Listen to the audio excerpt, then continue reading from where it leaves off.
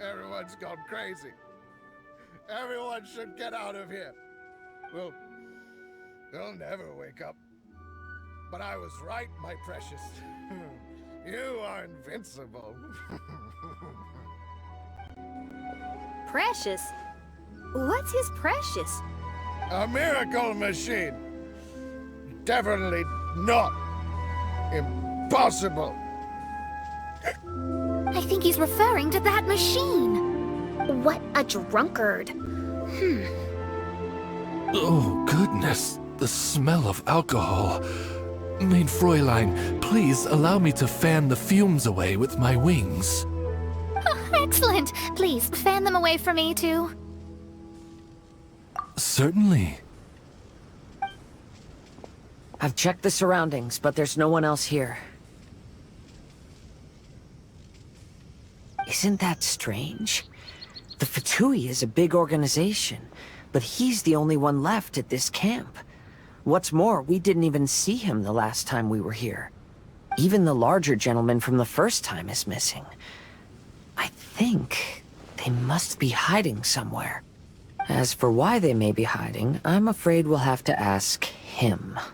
But he's as drunk as tone-deaf Bard. Should we wait for him to sober up? Cleanse him with the holy spring of punishment. Mein Fräulein means to splash him with water. Ooh, sounds like a good idea. Let's try.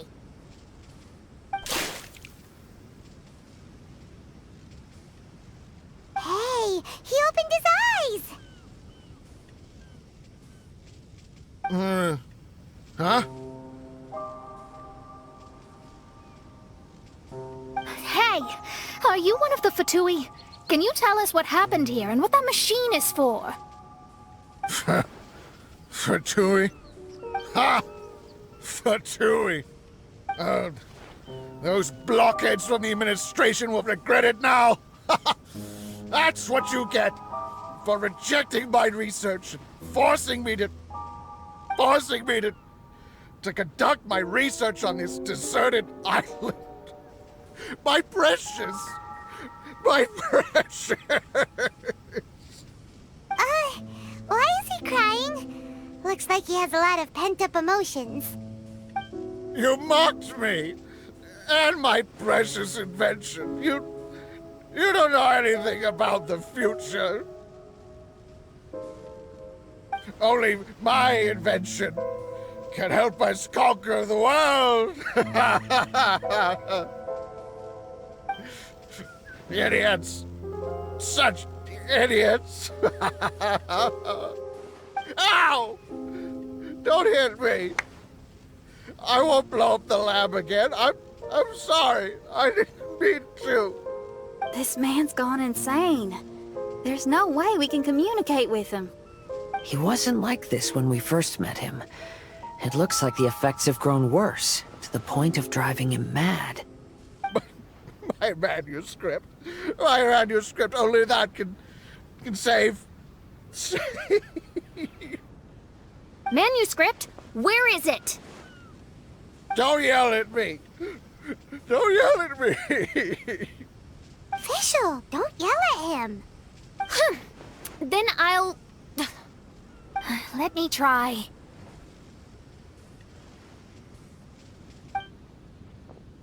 Kind sir, look at me.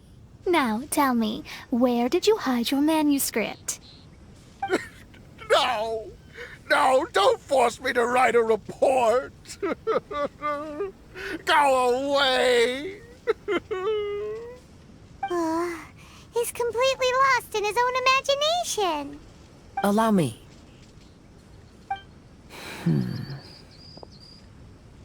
Please excuse me.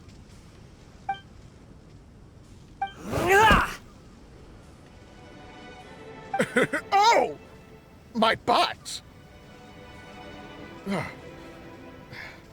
My brain is finally starting to work again. It's not a mushy mess anymore. Can you tell me where you put the manuscript? The manuscript. The manuscript is in the crack over there. Finally! Otherwise, I was gonna have to blast some of my loudest rock and roll in his ears. Kazuha hesitated for a long time before making a move. He's so nice. Everyone, let's search the stone cracks nearby for the manuscript.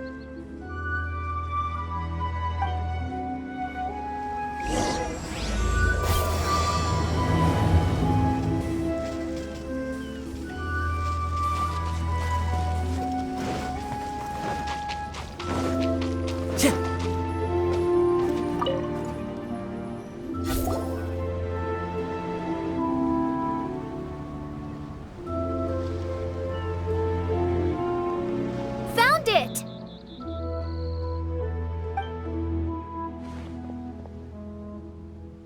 Congratulations! We found the key to solving the problem.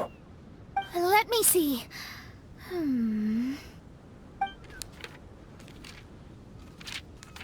Just as I thought. This machinery, named cognitive mimicry, is capable of altering the state of people's brains. It was invented by the researcher we met earlier. His name is Persakov. According to the manuscript, the Fatui officials did not support Persakov's research. They believed he had taken the wrong path. But Persakov insisted on putting his machine to use. In order to achieve that, he disassembled the machine and used his connections to transport the parts to this deserted island. How did they find this island? The Fatui's intelligence network is not to be underestimated. Persakov was dead set on carrying out his experiments on this island. Most of his subjects were junior Fatui soldiers who all signed a waiver beforehand. It looks like they really thought this machine would benefit the Fatui. How does the machine work? That's most likely top secret. The manuscript didn't reveal any details, but Persakov did mention that the machine was modeled after the power of a god. Does that mean there's a god connected to these dreamlike mirages, and the Fatui found a way to research it? Clearly. Otherwise, they wouldn't have been able to reproduce the god's power. Anyway, Persakov's experiment did not go as planned. The machine broke down just days after it was activated. They tried to fix it, but the technologically illiterate Fatui soldiers completely ruined the machine. Even its most important component of all, the crystalline cores, got ejected and disappeared. A testament to the importance of maintenance in all aspects of life. I believe we can all learn something from this. Persakov may be a mad scientist, but he didn't want to see his subordinates suffer. Besides, if he didn't solve the problem, he would end up going insane as well.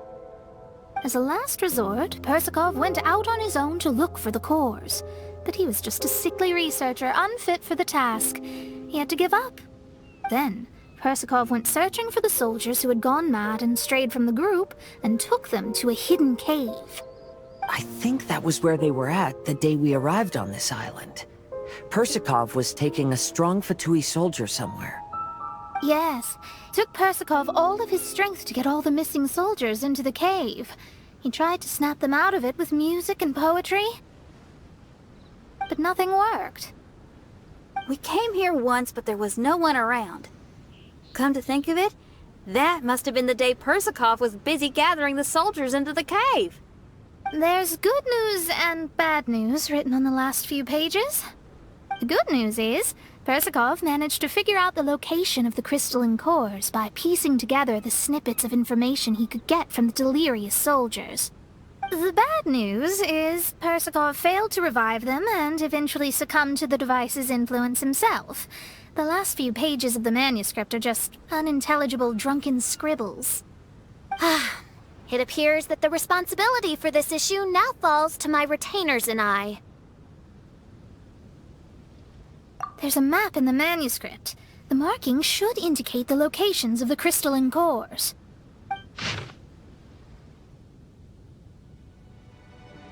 We've got no choice but to find the crystalline cores now!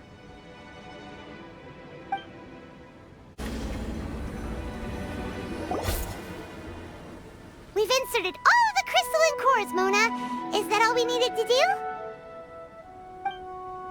I think so. That's what the manuscript says, anyway. Let's give it some time. Hopefully it'll return to normal.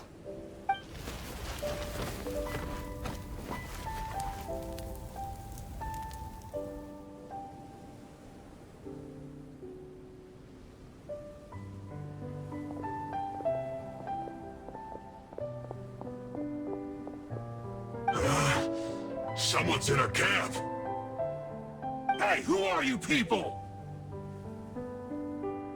Hold on. Look at the machine. Is it fixed? What? But Mr. Persikov is still lying on the ground over there. We're the ones who fixed the machine! Yeah, you're welcome! We could have had a nice, relaxing vacation if all of this hadn't ended up occupying so much of our time. Apologize to me and my retainers at once. Uh-huh? Oh no, I'm out of here. Hey! Don't leave me here on my own! Mr. Persikov's still there. We need to save him. Those two definitely seem a little more lucid now. It looks like we succeeded. Yay! Let's get out of here then! Paimon wants to spend the rest of this vacation back at our own camp. Yeah, but it feels like our camp now. Kinda like our temporary home. Then perhaps we should call it the Embassy of the Imanakreich and Dodoland. Huh? No! That's too many words! Paimon would prefer something easy to remember. Come on, let's go home now.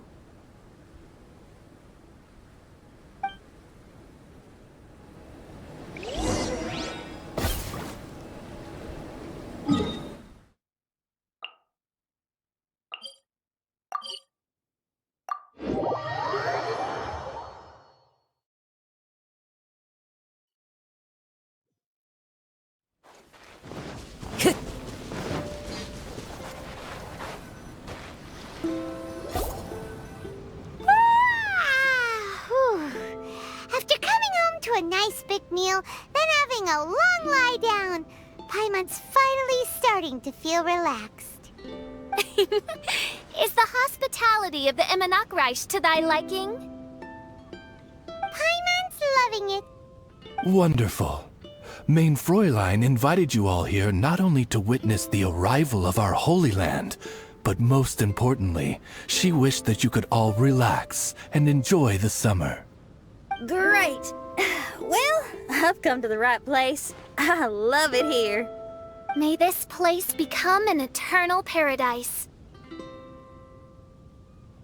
Main Fräulein says she hopes to go on more adventures with you here in the future. Of course. And you should come find me and Leela when you get the time. I'll show you around. Oh, also, my friend runs the best restaurant in Leela. I'm sure you'll love it. If you're into opera, you should go see Yunjin. She's the nicest person, and she likes making friends with new and interesting people. I'm sure the two of you will have plenty to talk about with your shared passion for theatrics. Oh? If Lady Xinyan speaks so highly of it, then I must entertain the idea. Traveler, I have a suggestion.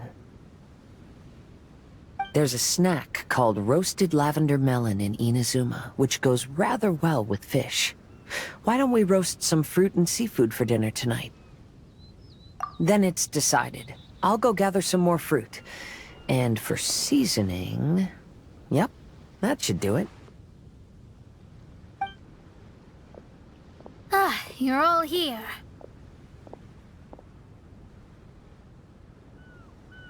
I've noticed an issue. Although we've fixed the machine, as you can see, the mirages on the islands have still not disappeared. I've noticed that too. But considering it took some time for the mirages to appear, it may also take some time for them to disappear. Yes, that's definitely possible. In other news, my scryglass seems to be working fine now. The divination results are also looking about right. Although there are some parts in the results that I don't quite understand. It's as if there is some sort of power surrounding us, and it's still watching us. Do you think it's caused by the machine? Or perhaps Persikov? Sorry, I'm also not sure. All I know is that the power is not hostile at the moment. Whatever it is, it doesn't seem to harbor any ill will toward us.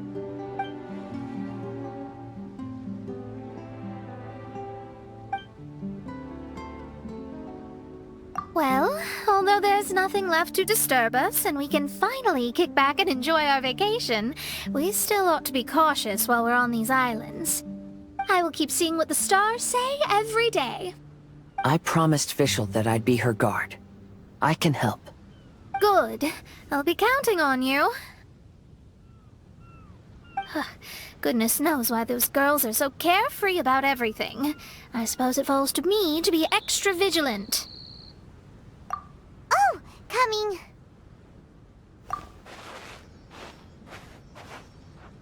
Oh, so we're gonna call the tone-deaf bard, right?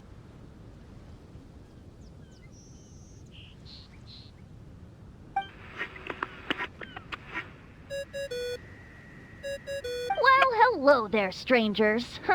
You finally called. I thought you were having so much fun that you'd completely forgotten about me. Nope. Oh, tone-deaf bard, a whole bunch of really strange things happened. A strange machine that can imitate the power of a god? Wow. I didn't know the Fatui had plans like that. Their imaginations are truly running wild. So, judging from your tone, it sounds like you don't know any more about this than we do. Alas, I am but a humble bard who sings for his Mora in the tavern. Why would I know anything about it? Ugh, so annoying. But other than that, did you two have fun? We did! We ate a lot of yummy food and saw loads of amazing things! It was really cool! That's good. The point of traveling is to record any feelings stirred along the way. As long as you had an unforgettable experience, this journey has served its purpose. As for the mysterious voice, although we don't know who it was, not only did she not harm you, she also helped you to gain a better understanding of each other, right? If you look at it that way, maybe she meant you well. I mean, if she was able to intercept Alice's communication tool, I'm sure she's also plenty capable of attacking you. Tone-deaf bard is right.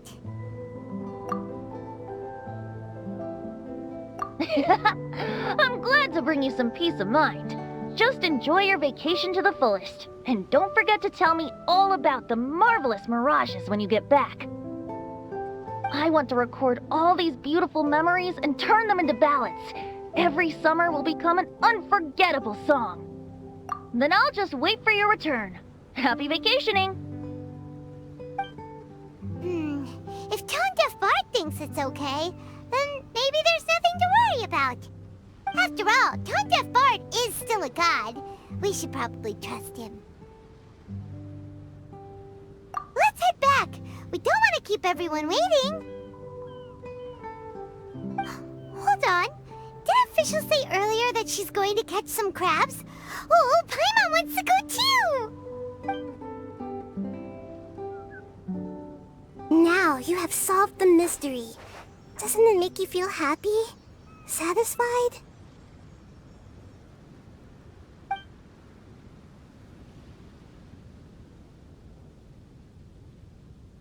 Don't worry, I won't hurt you. I'm just a little bird that sometimes flies by these islands, and am now watching you from far, far away. I just so happened to sense a power here that has something to do with me. I was curious, so I landed on the beach to quietly watch everything that took place on these islands. It was fascinating. The ones who came here to work were so busy, and yet I still saw genuine smiles on their faces from time to time. And then all of you arrived later on, bringing your glorious dreamscapes and wonderful willpower. Your dreams are like the pure and delicate bubbles floating on the water. The more beautiful the illusion, the more it fascinates me. I'm not able to travel myself, but I do admire free spirits like yourself. So, I helped them design a little something for you all. I hope you liked it.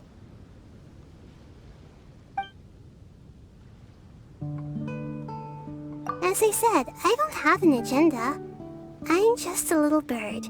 I stopped here to admire your lives, joys, sorrows, and all. You are a special person with a unique and brilliant glow.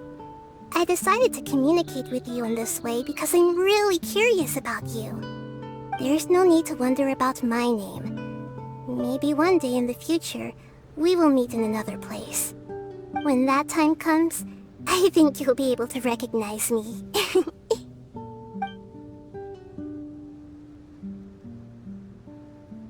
Hey, what are you doing? The crabs don't catch themselves!